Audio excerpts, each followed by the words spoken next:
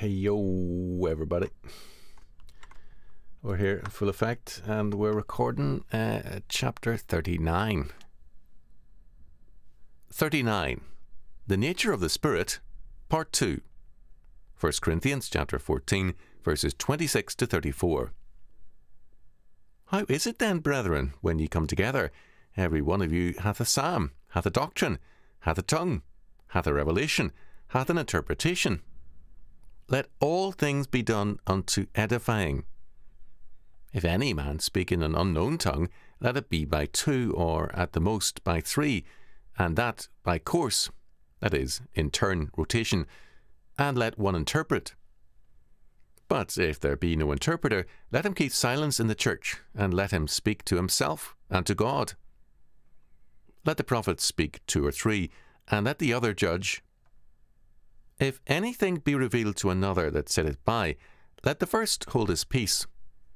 For ye may all prophesy one by one, that all may learn, and all may be comforted. And the spirits of the prophets are subject to the prophets. For God is not the author of confusion, but of peace, as in all the churches of the saints. Let your women keep silence in the churches, for it is not permitted unto them to speak, but they are commanded to be under obedience, as also saith the law. One of the major errors in the church when it entered the non-Hebraic world was a common misinterpretation. I was thinking about what I was going to do next week. One of the major errors in the church when it entered the non-Hebraic world. Yeah, again. After lunch, baby. Like a crazy fool. Shona. That'd be crazy. 39. 39. Saith the law.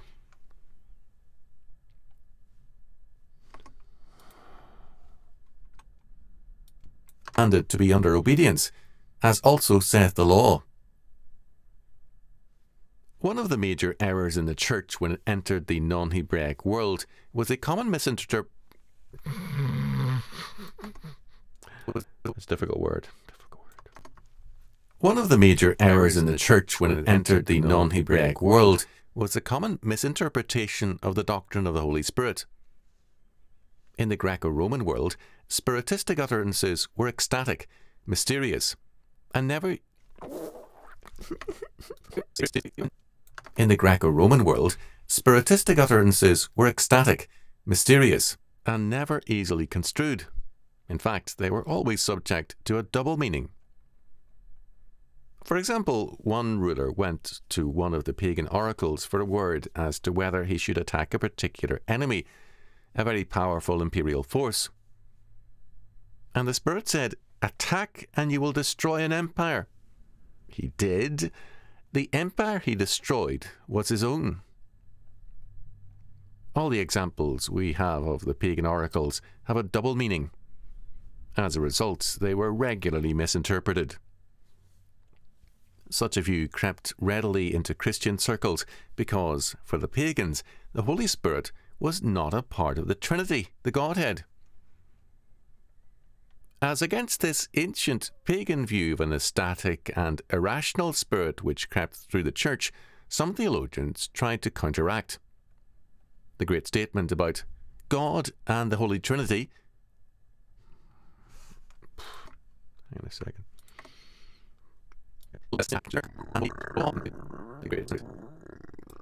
God. I don't know where that came from.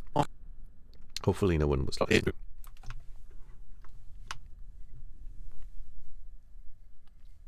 Which crept through the church, some theologians tried to counteract. The great statement about God and the Holy Trinity is in section 1 of chapter 2 of the Westminster Confession of Faith, 1729, which reads, "There is but one living and true God, who is infinite in being and perfection, a most pure spirit, invisible, without body, parts, or passions, immutable, immense, eternal, incomprehensible, almighty, most wise, most holy, most free, most absolute, working all things according to the counsel of his own immutable and most righteous will, for his own glory, most loving, gracious, merciful, long-suffering, abundant in goodness and truth, forgiving iniquity, transgression and sin, the rewarder of them that diligently seek him, and withal most just and terrible in his judgment. Sin, the rewarder of them that diligently seek him, and withal most just and terrible in his judgments, hating all sin, and will by no means clear the guilty. This description, not a definition, is very much in line with Exodus chapter 3, verses 14 and 15, where God tells Moses that he cannot be defined. He is beyond all limitations, and definitions are descriptions, limitations, and set forth boundaries. God reveals himself in his self-revelation, and we thereby know him truly. Paul's concern is thus that the church meetings and worship be carried on with godly order.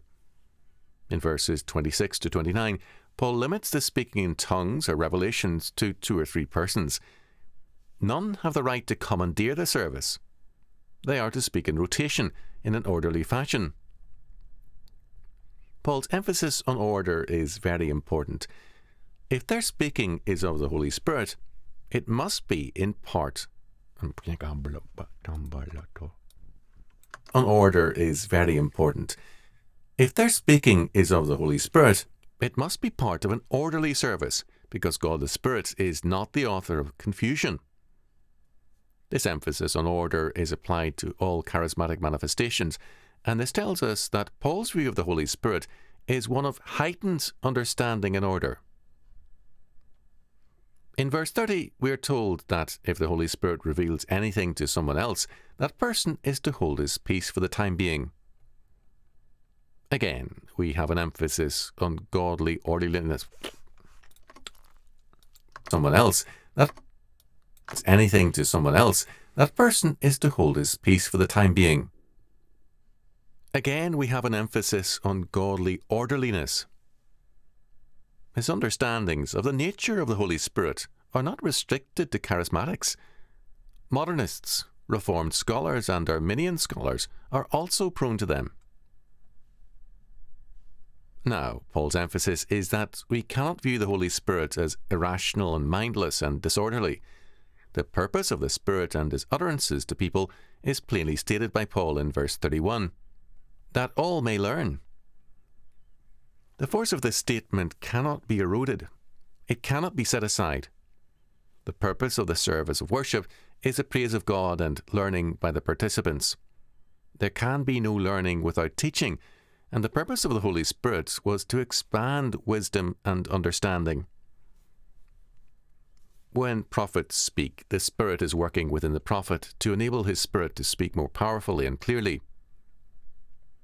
The spirits of prophets are subject to the prophets, that is, are under their control. The notion that the prophet is out of control is wrong. There is only one place in the entire Bible where the Spirit, when it takes possession of a man, makes him out of control. That was Saul. In 1 Samuel chapter 19, verse 24, when Saul, being an unbeliever, saw the Spirit, his impact on Saul was abnormal and devastating, not a normal one. The Holy Spirit is supremely the Spirit of wisdom and understanding. His work in creation in Genesis chapter 1 verse 2 is currently supremely the Spirit of wisdom and understanding. His work in creation in Genesis chapter 1 verse 2 is currently much misunderstood because in many circles creativity is associated with a mindless spontaneity rather than with understanding. As a result, creation is seen as comparable to modern art rather than a planned and purposive design. This is hardly a biblical view. Paul, as a result, is quite insistent. For God is not the author of confusion, but of peace, as in all the churches of the saints. Verse 33. This latter clause tells us that in Paul's day, in the Jewish churches, there was peace, not confusion. Charismatic experiences were viewed in Paul's day, in the Jewish churches, there was peace, not confusion. Charismatic experiences were viewed in the Hebrew terms, respected and orderly. Paul sets forth thus the standard Jewish charismatic practice as godly and normative. At present, many churches are experimenting with, quote, alternate, end quote, styles of worship. These are designed to enhance audience appeal, and the assumption is not godly, namely that pleasing men will please God. Some forms include drama and dance, or, quote, audience participation, end quote. The congregation is seen as an audience, not as a worshipping body. Worship is replaced with theatre and drama. Such forms of apostasy have nothing to commend them. In all these things, the nature of the Holy Spirit is misconstrued. The church is confused with a theatre and drama, and God is replaced with an idea. And God is replaced with an idea. Spirit is misconstrued. The church is confused with a theatre and drama, and God is replaced with an idea. We saw earlier that the triune God is beyond definition. He reveals rather than defines. We saw earlier that the triune God is beyond definition. He reveals rather than defines himself. False efforts to know God lead to attempts to penetrate the meaning of the Godhead directly, an impossibility. John chapter 1 verse 18 is emphatic.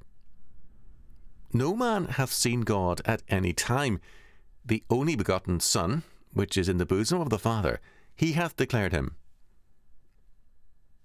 The declaration, or exegesis of God the Father and God the Spirit, is the Son. The declaration, or exegesis of God the Father and God the Spirit, is the Son, Jesus Christ. He is their exegesis, their declaration. Thus, the quote-unquote definition of the Trinity rests on our knowledge of Jesus Christ, God the Son. Since he is made like unto us, we can know him. Since he is the express image of God, we can know God. For charismatics and non-charismatics to give us a neo-pagan view of God the Spirit is to make knowing God almost impossible.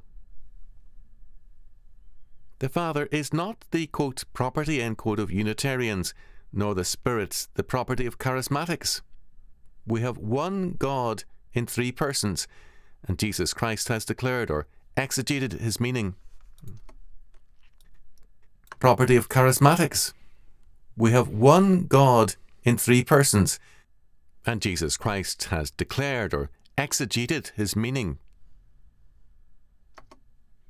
Hey, you fool! What you looking at, boy?